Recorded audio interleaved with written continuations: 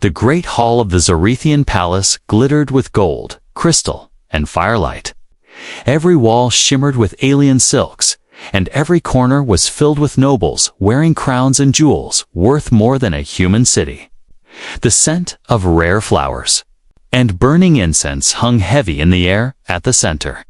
Beneath the glowing throne of the Star Empress stood the victor of the great trial, a man from Earth, a human. He looked out of place, no shimmering robes, no crown, just a dark formal coat, clean but plain, and a quiet, steady gaze. His hair was a little messy, his boots were scuffed from travel, and yet he stood tall in the middle of 1,000 eyes that judged him like a bug that had wandered into a royal banquet. Princess Avera sat on the high dais beside her mother. She was breathtaking tall, graceful, with hair like flowing silver fire and eyes that shimmered violet under the palace lights. She wore armor-light ceremonial robes woven with threads of living crystal. But her beauty was icy, her expression sharp as a blade, and her gaze on the human was pure disdain. He did not belong here. Everyone knew it. The great trial was meant to test champions from across the galaxy, warriors, scholars, and leaders of noble blood.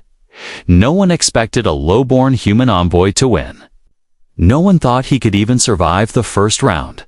And yet, here he stood, the champion. And because of that, an ancient law had been triggered. It was a law older than the palace itself. Written in the earliest traditions of the Zarethian people, the champion of the great trial shall be honored with the first night if the crowned princess is yet unwed. It was a symbolic night, not always about marriage, not always about intimacy. Sometimes it was political, sometimes ceremonial, but it was always binding.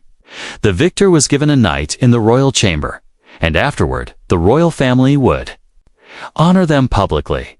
But never in history had the victor been human. The nobles whispered like a storm breaking over the sea. Some laughed under their breath, others looked insulted. The idea of their princess born of the highest royal blood spending the first night with someone from Earth was unthinkable. Earth was a minor world. Humans were seen as stubborn, unpredictable, and far too plain. And Princess Avera, Jew, was not a woman who liked her pride touched. She leaned toward her mother, her voice cold and sharp enough for those nearby to hear. "This is a mockery. You cannot expect me to." The Empress raised her hand for silence. "It is the law," she said, her voice calm but carrying power that made the hall go still. "Our ancestors wrote it, and I will not see it broken." The princess's jaw tightened. Her eyes burned like amethyst fire as she looked down at the human. "You are beneath me," she said openly, her voice carrying across the hall. "You have no crown, no empire, no noble house.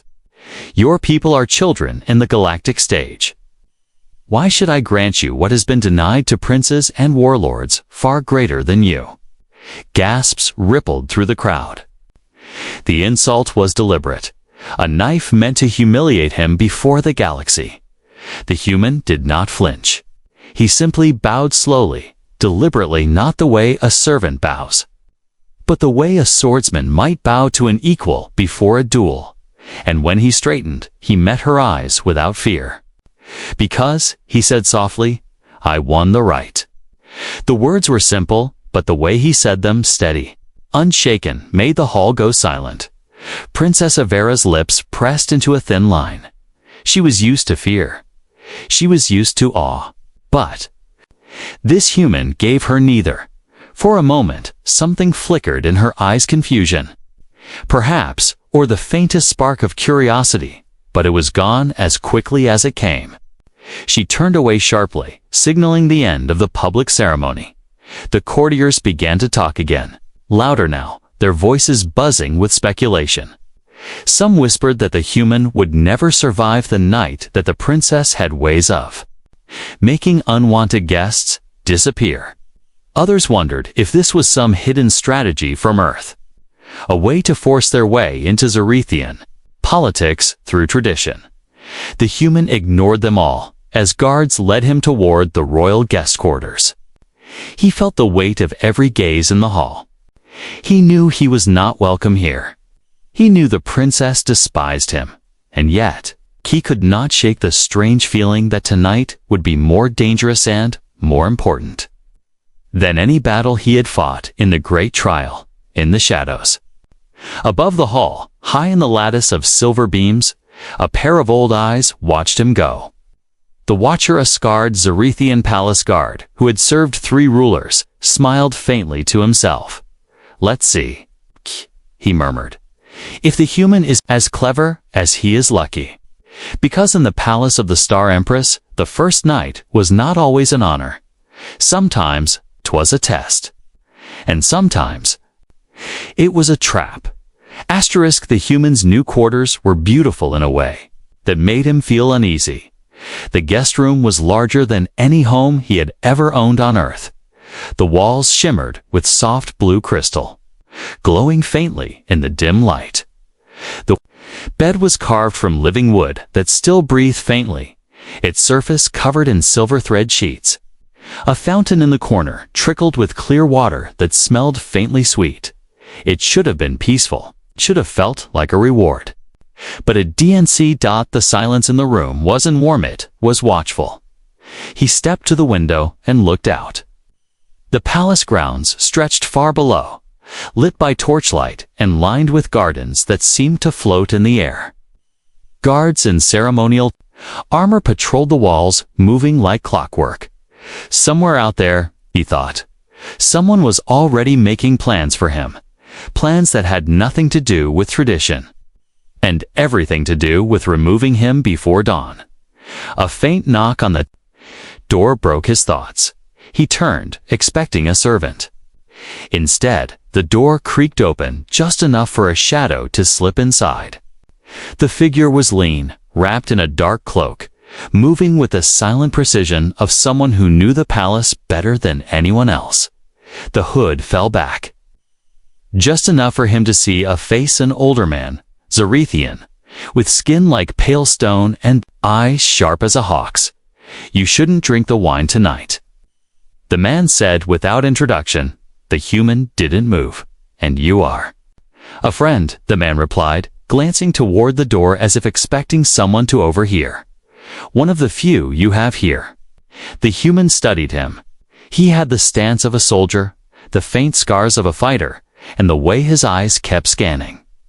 The corners told him this was no simple servant. "Why warn me?" the human asked.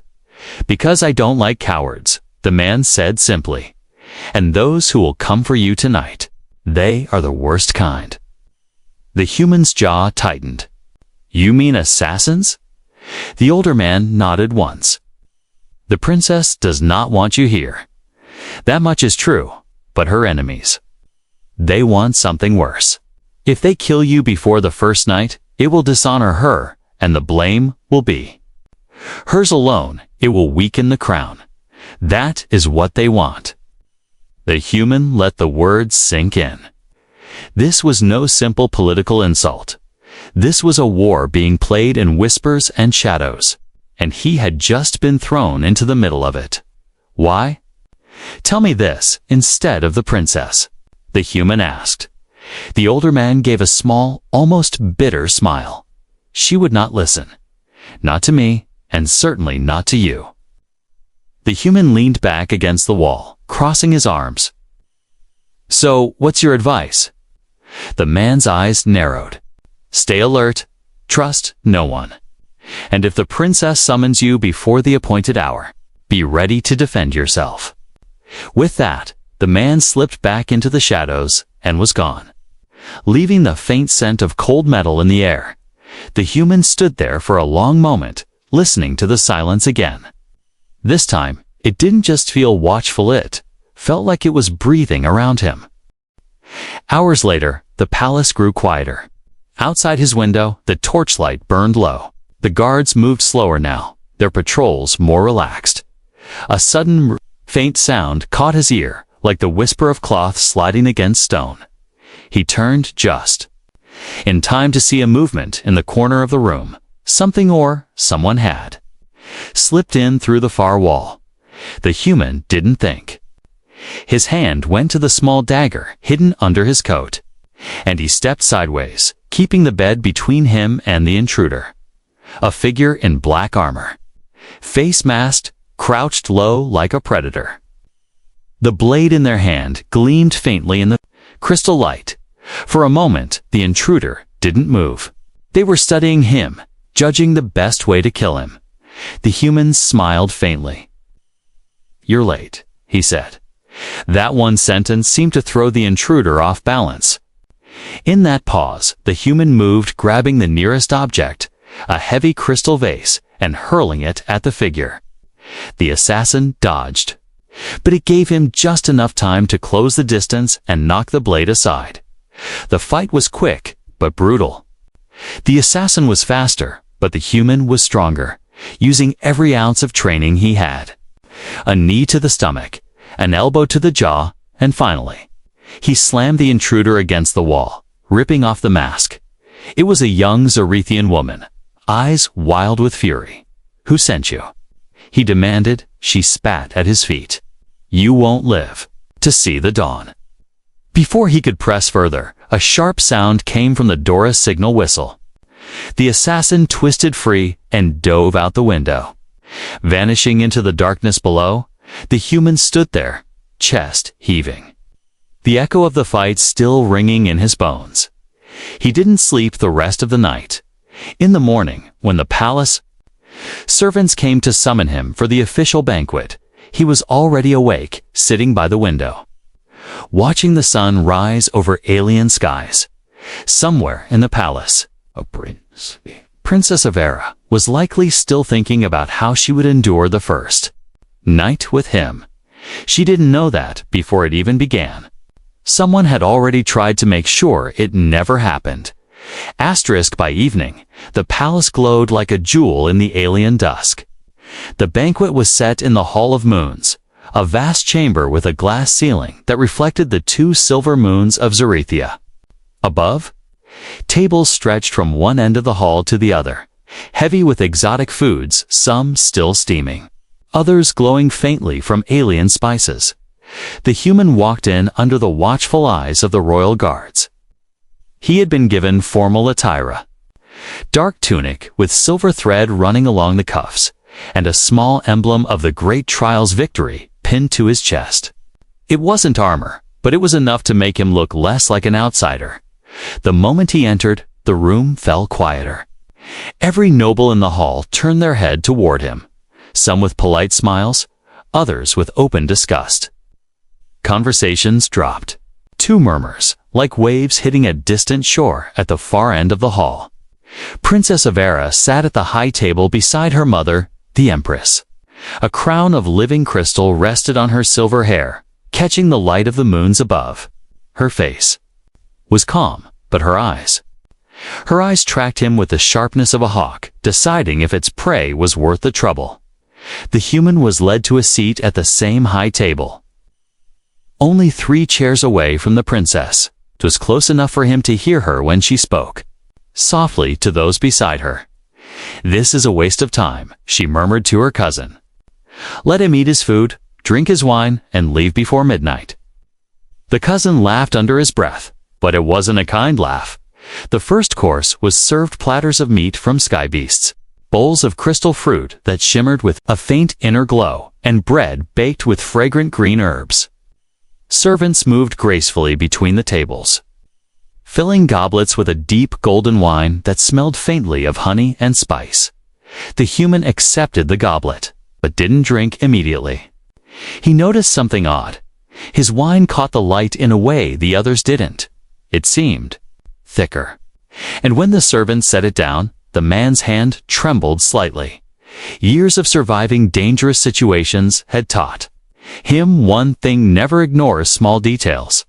While everyone else lifted their goblets for the ceremonial toast, the human raised his butt, didn't let it touch his lips. The Empress spoke first. "To the victor of the great trial, as tradition demands, may his courage be remembered."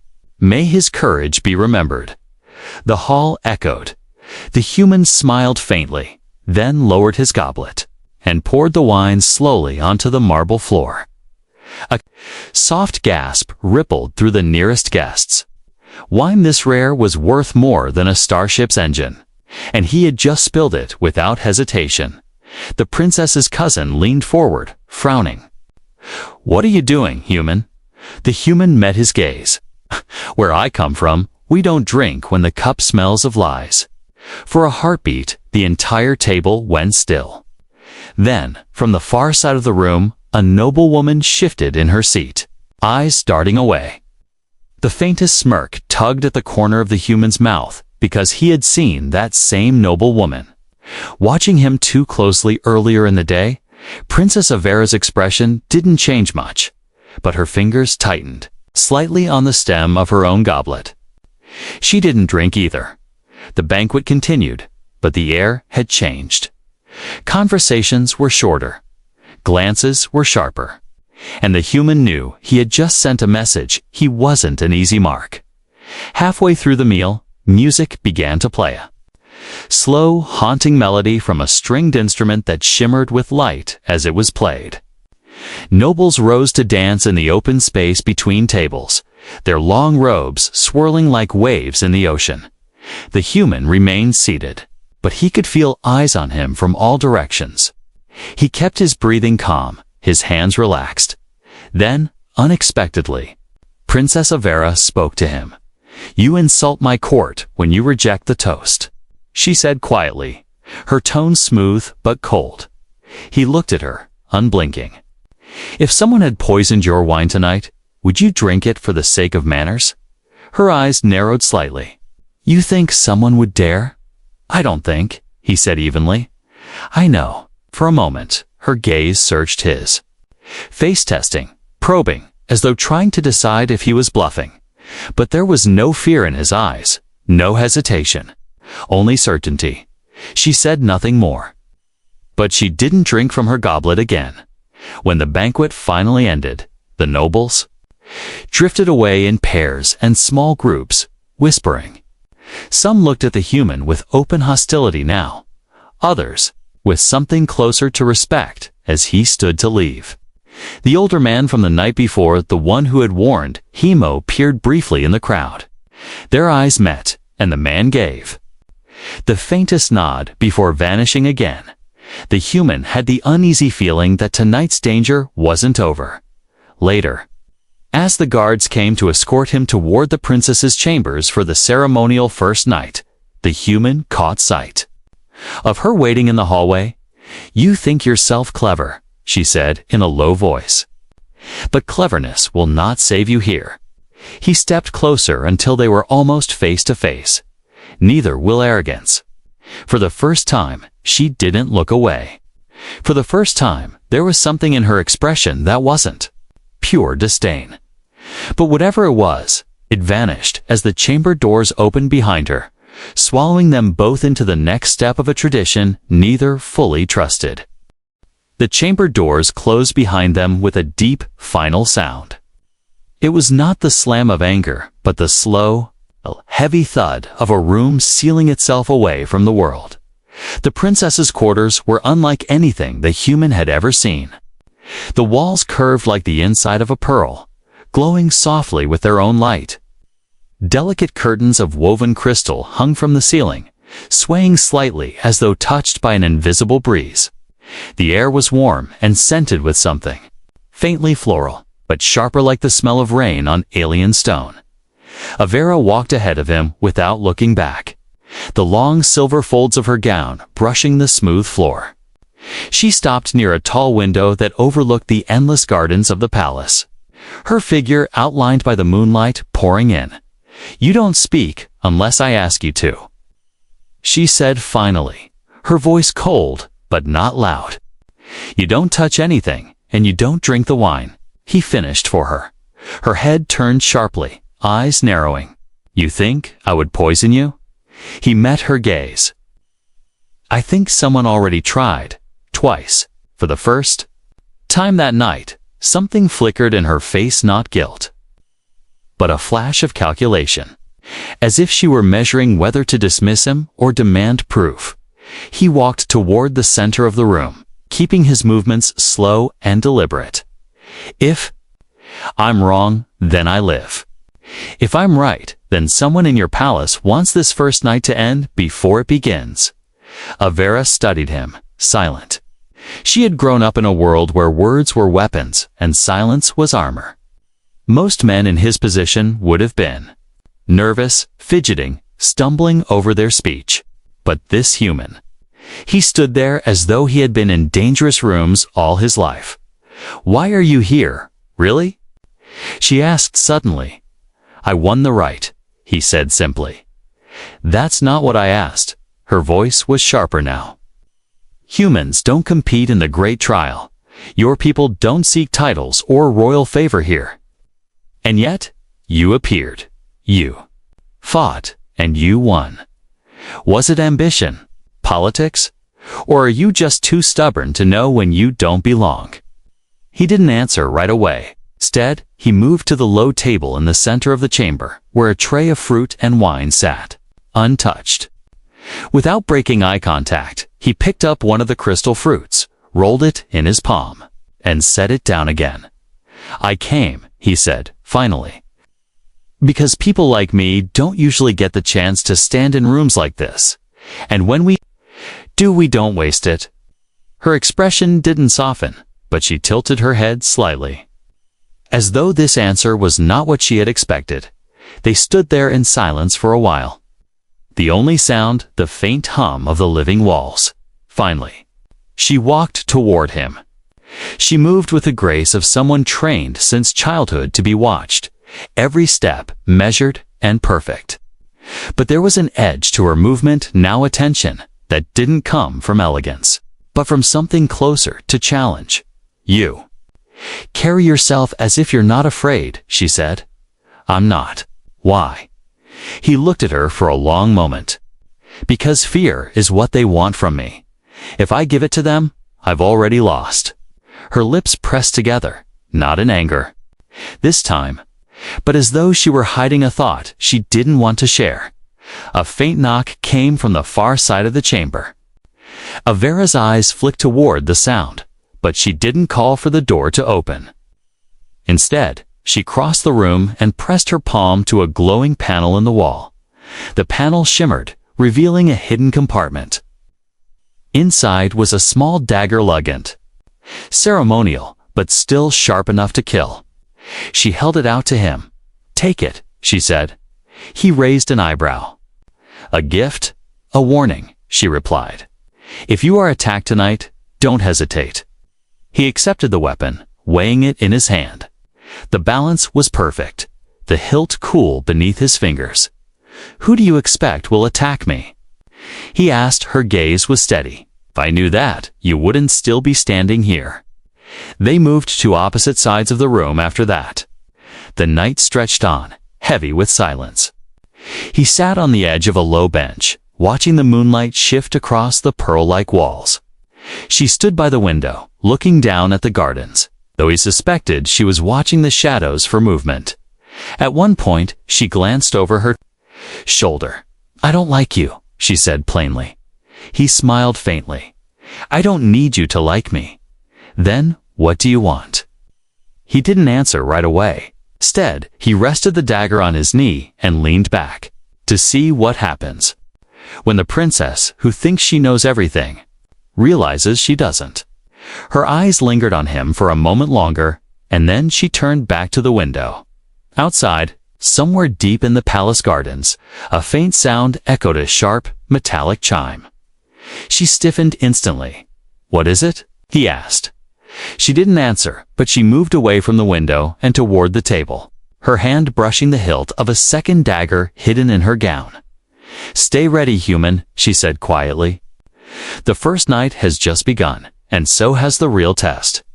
Asterisk, the faint metallic chime outside was followed by a deep, distant boom. It rolled through the palace like thunder, rattling the crystal curtains and making the pearl-like walls hum faintly. The human rose instantly, dagger in hand. Princess Avera's eyes narrowed toward the window. Her violet gaze scanning the darkness beyond another boom, followed closer this time. And then, a sharp streak of red fire cut across the night sky. That, she said coldly, is not the palace bells. He moved to the window beside her. In the distance, beyond the gardens, streaks of light descended like falling stars. But they were not stars. They were ships, their hulls glowing red from atmospheric entry, their shapes sharp and jagged, built for war. The air outside began to shake with the deep roar of engines. Who are they? The human asked. Her voice was tight. Their dominion. Rivals to my crown. They were not due for talks for another cycle. They're not here to talk, he said grimly. A flash of movement in the gardens caught his eyeshadows breaking. Into a run, dozens of them, armed and fast. The moonlight glinted off blades and armor. Avera stepped back from the window. The outer defenses should have stopped them. She stopped herself, her jaw tightening. Unless the gatekeepers were paid to look the other way. A loud crash erupted from somewhere below. Shouts echoed in the halls. The palace was under attack. Guards will come for you, she said, already moving toward a hidden wall panel. Stay here until the human grabbed a spear from the decorative rack by the wall. It was meant for display, but the weight told him it was still battle-ready. I'm not staying here, he said. She turned, her silver hair catching the glow of the chamber lights. You are not part of this war. He stepped toward the door. I am now. For a moment, they stared at each other. Then, with a sharp exhale, she pulled another weapon from the wall, this one a curved blade with a crystal core, and tossed it to him. They moved quickly through the halls. The sounds of battle were growing louder, shouts in the Zarethian tongue, the clash of steel on steel, the hiss of energy weapons dot the far end of a corridor. A group of Ver warriors rounded the corner, their armor jagged and dark, their faces hidden behind spiked helmets. The first one saw the princess and let out a cry, charging forward.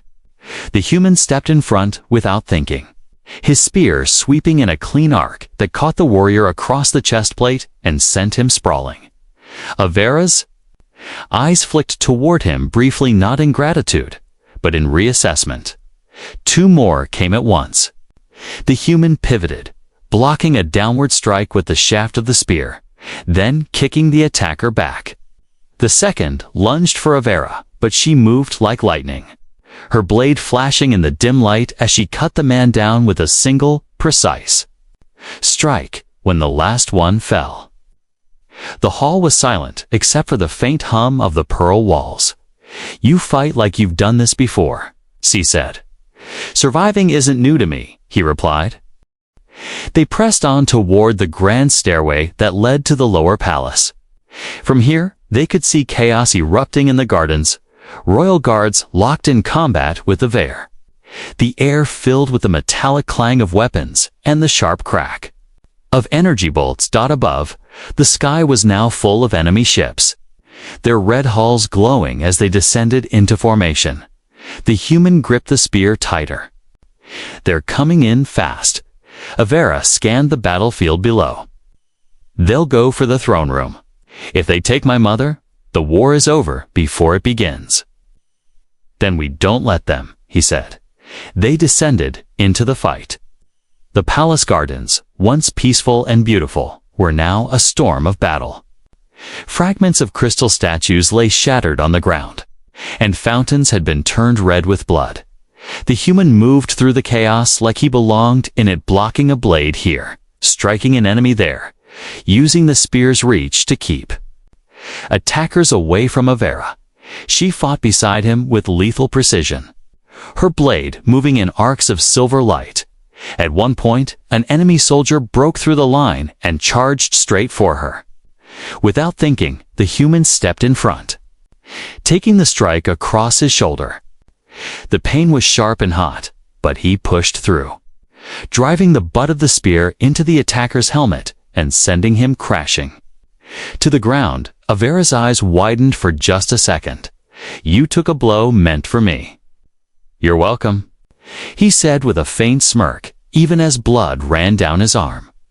The tide began to shift. The royal guards rallied, pushing the Veer back toward the outer gates. The roar of enemy ships retreating filled the sky as their formations broke. When the last invader fell, the garden fell silent again, broken only by the distant crackle of flames and the low moans of the wounded. The human lowered his spear, breathing hard. His arm ached, his tunic was torn, but he was still standing. Avera stood beside him, her gown torn at the hem, her crystal crown slightly askew. She looked at him in a way she hadn't before, not as an unworthy outsider, but as someone who had bled for her without hesitation. "You are not what I thought you were," she said quietly. He wiped the blood from his arm. "I get that a lot." Dawn came slowly over Zarethia, bleeding gold and pale blue across the sky. The palace was no longer silent. Its marble halls echoed with the groans of the wounded, the murmurs of healers, and the metallic clink of weapons being gathered from the battlefield. The air still carried the faint scent of smoke and scorched crystal from the night's attack. The human stood in the courtyard, his shoulder bandaged in white cloth. His tunic was torn and stained with dried blood, but he still held himself upright. Beside him, a group of palace guards moved between the fallen, checking for survivors. From the grand stairs above, Princess Avera appeared. She had changed from her ceremonial gown into lighter armor, silver plates shaped to her form, the crystal crown gone for now. Her hair was still loose, catching the morning light like molten silver. She descended the steps slowly, her gaze moving over the courtyard. Every guard, every servant, and even the wounded turned to watch her. But it wasn't just the princess. They were watching. Their eyes kept drifting to the human at her side. He had been a stranger yesterday, an outsider. Now, he was the man who had fought beside her and bled for her. The Empress arrived soon after, carried on a floating platform by 4 armored guards. Though she was unharmed, her face was pale, her expression unreadable. "Report," she commanded. Avera bowed slightly. "The Veer forces have been driven back beyond the city walls. Their ships retreated before sunrise. But they had helped someone within the palace let them through." Gasps rippled through the crowd. The Empress's eyes narrowed. "You have proof." Avera's gaze flicked briefly toward the human. "We both saw signs, coordinated breaches. Attackers already inside the gardens before the gates fell." The Empress studied him for a moment. "You fought." He gave a small nod. "Did what I could." One of the older palace guards stepped forward and bowed to the Empress. "With respect, Majesty, he did more than that. I saw him take a blade meant for the princess. Without him, she would not be standing here." A murmur swept through the onlookers, different from yesterday's whispers. This one carried something new. Respect. The Empress looked between her daughter and the human. "It seems the first night tradition has been redefined." The words made Avera tense, but she did not speak against them. Instead, she turned to the court gathered nearby. The attack was not a victory for the Veer, but it was a warning. If we cannot trust our own walls, then titles, crowns, and bloodlines mean nothing. Her eyes swept over the nobles, sharp, unblinking. "Last night, it was a human who stood between me and death. Remember that before you speak of who belongs here and who does not." The court shifted uncomfortably, many looking away. Later, away from the crowd, Avera found him in the palace's outer garden. He was sitting on a low stone bench, his spear resting beside him. The sunlight caught the bandage on his shoulder, and she could see the faint exhaustion in his eyes, though he tried to hide it. "You should be resting," she said. "I will," he replied, "when I'm sure no one's coming back." She studied him for a long moment.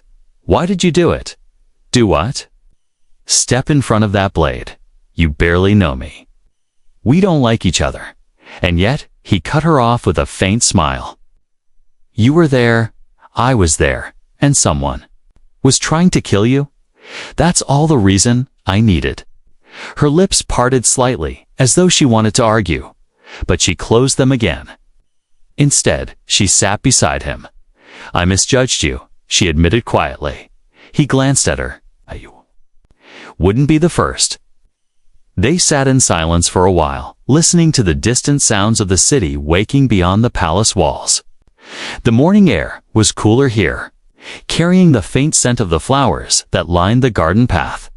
Finally, Avera spoke again. The court will expect me to send you away after the ceremony tonight. They will demand it. And what do you expect? He asked. She looked at him steadily. I haven't decided.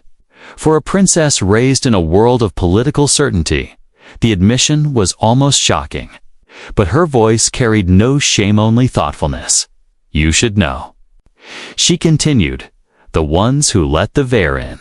They won't stop. You've made enemies here.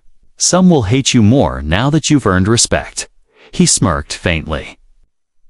Wouldn't be the first time either. A call from the far end of the garden interrupted them, a summons from the Empress's personal guards. The day's formal proceedings were about to begin. Avera rose, adjusting the silver plates of her armor. Stay close to me, she said.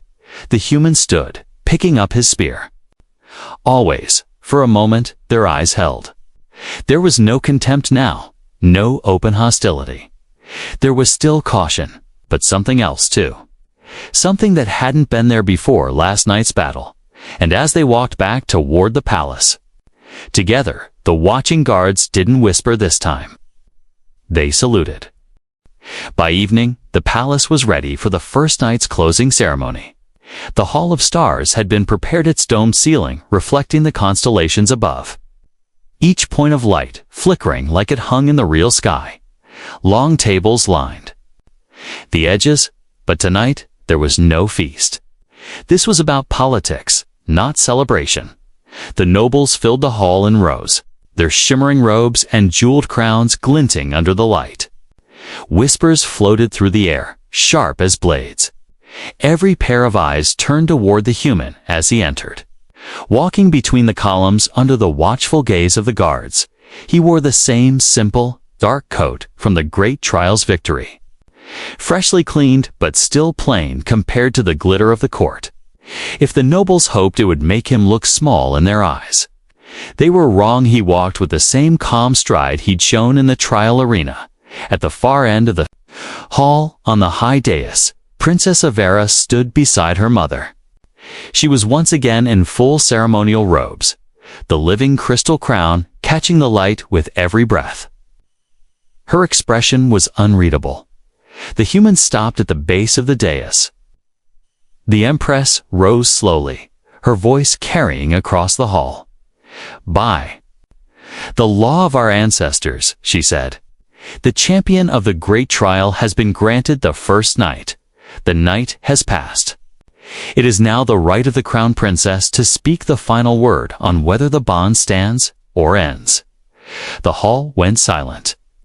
Everyone knew what they expected her to say. Avera's gaze swept over the crowd. Her voice was calm, almost cold. Before I speak, I will tell you what happened last night. Now she recounted the attack, the enemy ships, the breach in the gardens, the fight in the corridors. She told them how the human had fought at her side, how he had taken a blow meant. For her, she did not exaggerate, but neither did she soften the truth. Some of you, she said, her voice growing sharper, look at him and see only an outsider, a man without noble blood, a human. You speak of who belongs here. Yet when death came for me, none of you stood in its path. He did. The silence deepened. Several nobles shifted uncomfortably. The Empress watched her daughter carefully. And your decision? Avera's eyes locked on the human. For a moment, the entire hall seemed to hold its breath. Tradition gave him the first night, she said, her voice steady. but I choose to give him more. The bond stands." The reaction was immediate. Gasps broke out across the hall, followed by sharp whispers. Some nobles were visibly angry, others shocked, and a few, very few looked almost approving. One bold noble stepped forward. "Princess, with respect, this is unprecedented. To bind yourself to Avera's gaze, cut to him like a blade. Unprecedented." She said, "So was last night, and yet here we are." The noble swallowed his words and stepped back. The human stood there calm on the outside, but inside he knew the weight of what had just happened. This wasn't just a ceremonial choice, this was a declaration of alliance. One that would shake the political order of the Zarethian court. The Empress did not smile, but there was a faint flicker in her eyes, approval, perhaps, or simply acknowledgement of her daughter's will. "Then it is decided," she said. She raised her hand, and the hall's lights dimmed slightly, leaving only the ceiling stars glowing above them. "From this night forward, the champion stands with the crown. Let all who hear it remember when." The ceremony ended, the crowd began to disperse. Still murmuring in disbelief, the human lingered near one of the marble pillars, watching as Avera spoke briefly to the Empress, and then crossed the hall toward him. "You realize what you've just done?" he said quietly. "Yes," she replied. "I've just given the court a reason to hate you even more." He smirked faintly. "You could have let me walk away." "I could have," she agreed. "But then I'd be sending away the only person here who's proven they'll stand in front of a blade for me." There was no softness in her tone, but there was no ice anymore either. It was honest. They stepped out into the open courtyard together. The night air was cool, carrying the faint scent of the palace gardens. Above, the moons glowed bright, their light washing over the marble like silver water. For a moment, they just stood there in the quiet. No court, no ceremony, just the two of them. Finally, he asked, "So, what happens now?" She looked up at the moons. "Now we prepare. The Ver will come again, and next time they won't be content to retreat." He nodded. "Good. I'm better when I have something to fight." Her gaze shifted back to him, and this time there was the faintest curve at the corner of her lips, too small to be called a smile, but enough to be noticed. "Then fight with me," she said. "Not because tradition demands it, because I do." And in that quiet courtyard, beneath the twin moons, the human realized something. The first night had been the start of a tradition neither of them had planned for, and both of them intended to keep.